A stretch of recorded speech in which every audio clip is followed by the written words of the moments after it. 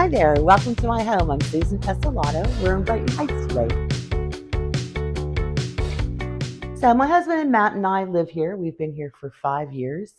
We were very fortunate when we found this house because much of it was intact. It has most of the original windows, most of the original plasterwork, woodwork. No one really tore it apart or modernized it too much. So we were very, very fortunate to find that. When we stumbled on this house, the wheels just started to turn to think, what do I want? And I want a little bit of that, take your hair down, have a good cocktail and a little bit of French chateau and a little bit of Pittsburgh and a little bit of antiques, and a little bit of homemade, a little bit of heart and love. A lot of the things in here, as a matter of fact, just most of them are found between antique stores, thrifting, estate sales, online auctions. I like things to have a history or to have a story behind them. This chair is a great soft spot for me. We found this at an antique store and I just fell in love with it. It's a typical bergère chair. It's covered in silk and it's an old chair. And I wonder, the arms are worn, and I love that because I wonder whose favorite chair was this. A few months later, Christmas came around, and Christmas morning, there it was under the tree. Matt had purchased it for me as a Christmas present. So, the stories go on, and now it's my favorite chair. This is a lamp that came from Matt's mom. This is something that was very near and dear to her heart. So right now it sits here in our living room on a table that we got at a thrift shop. This great little green velvet chair I found at a Salvation Army down in Bell Vernon. And you say, how do you remember that? Because Matt and I were on a date that day. It's things like that that keep you remembering what's important in life too. Come on in, we'll go into the dining room.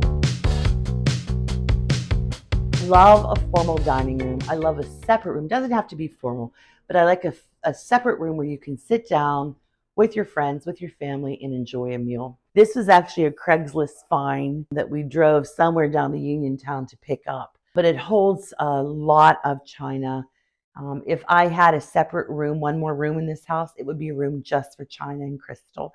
So it's a good thing I don't. I love collecting things and I like to use it. Interestingly, this is, for those who really like china, this is a complete set for 14 of Bernardaud china, and this is made in France. This, it's interesting what happens nowadays and how our tastes change. This is from the 1800s after Bernardaud changed owners, and that was bought, a 14-piece gift was bought for a woman as a wedding present. It was passed down generation after generation until the most recent one, and it was auctioned off. And sadly, nobody wanted 14 servers for 14, and so I grabbed it, and I will cherish that because that is just a beautiful memento. Hunting online auctions, Craigslist, Facebook Marketplace. It's amazing what you can get. My table is set. It's just a lot of fun stuff, and I mix and match Noritake with brass, with Haviland. This is the Bernardaud. You've got some mid-century modern crystal here. These are beautiful. These are crystal made by Hawks, and Hawks was an Ohio company. They're still in business. It's beautiful, beautiful crystal. This is a gorgeous silk tablecloth. And it's too big. And so don't ever be afraid. If it's too big, let it drape over. Just let it hang over. It's gorgeous. Don't ever not use your pretty stuff. Don't. On the internet, at one point, somebody was selling an armoire. And it was on the smallest, narrowest street in Shadyside. And what's interesting is this is a family piece that this is actually a wedding armoire. And this has been around the world a couple of times. It's a little wobbly wobbly, but it's okay. It made its way here finally. And I said, I'm going to chalk paint it. And so I did, because it was not in good condition. It wasn't worth restoring. So I chalk painted it, and I just kept changing and molding it and modifying it. And then I gilded it. And my idea at first was to put this into a bathroom and have it store towels in an apothecary. But it ended up, because of my love for crystal and china, we made it into a bar. And so it's my bar here. This is probably the hub of the house. This is where, in most families, you spend most of the time. To have the luxury of all this space has just been a dream come true. What's neat about it though is there's not a lot of wall space. So I had to get a little bit kind of creative. Finally, it took me 5 years to come up with the idea. I put a shelf. I made a shelf the whole way across here that would hold all of my copper. And then I used the wall space that I had, and I got the brass rungs to be able to hang all my pots and pans that I use. So, it's pretty, it's kind of industrial, but it's very, very functional. This is my great great grandmother's table. It was at my parents' house for many years.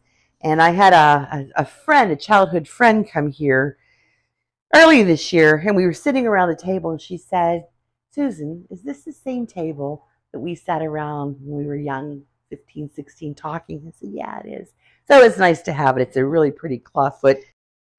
So we're on the front porch, and I'm bringing you here because this was such an eyesore when we bought the house. What basically was here originally was a wraparound porch, and it went almost to those dining room windows. Somewhere along the way, we're thinking in the 60s it was torn off. We could never afford to bring back the wraparound porch. So we said, you know what, how can we do this economically, but make it look like it had been here? So as we're out sourcing and antiquing and junking and whatnot, I collect things like corbels. So I found these corbels, I saved them. To buy brand new spindles or balusters, very expensive. I think we have 150 of them here. And so I sourced them online, Marketplace, Craigslist. Some are from like St. Clairsville, Ohio. Some are from down in the Mon Valley, and some are from someplace else. None of them match. They don't match. I think there's 4 or 5 different styles, and so we worked them in on Facebook Marketplace. There were also these doors. They were plain screen doors, and there were 2 sets of them. We did have them rescreened. We painted them. I put on peacocks, really pretty hardware. And then on the inside, we also put on nice old hardware to keep them shut. And we put the peacock handles on the inside so that they look like they've been here, like they belong, but with a little bit of fun, on there. Now we're upstairs at the top of the staircase. There used to be a door here. This went into the 5th bedroom. We decided to sacrifice it, 5th bedroom, to make a very large bathroom. We took this wall out and then opened this up to make one large bathroom. Going to a big box store is often the most economical way. This is actually custom made, top and the backsplash, and it was a few $100s cheaper than what you could get at a big box store. So when you think about custom, don't always think that it's very, very expensive. So the other thing we did is, because this is an old house, is I do have a washer and dryer in the basement. But this is a big house to be schlepping down 3 flights of steps to take that. So we made a fake wall. And behind here is a stackable washer and dryer. So I never have to see it, but it's there. I have some storage up there. And then when we're done, it just kind of looks like a wall. I love perfumes, and I collect. I suppose I collect, but bringing a piece of furniture that typically would go into a living room or dining room, but it's a great place to store all the perfumes. I think that I've, collected what I like in my head over the years because I pull from different styles. I pull from different periods. If you don't love your house, it's just not going to fall together for you. So you got to love what you have and use it. And that's probably the biggest thing that I would say. Use what you have. Don't wait. Don't save it for company, and don't save it for holidays.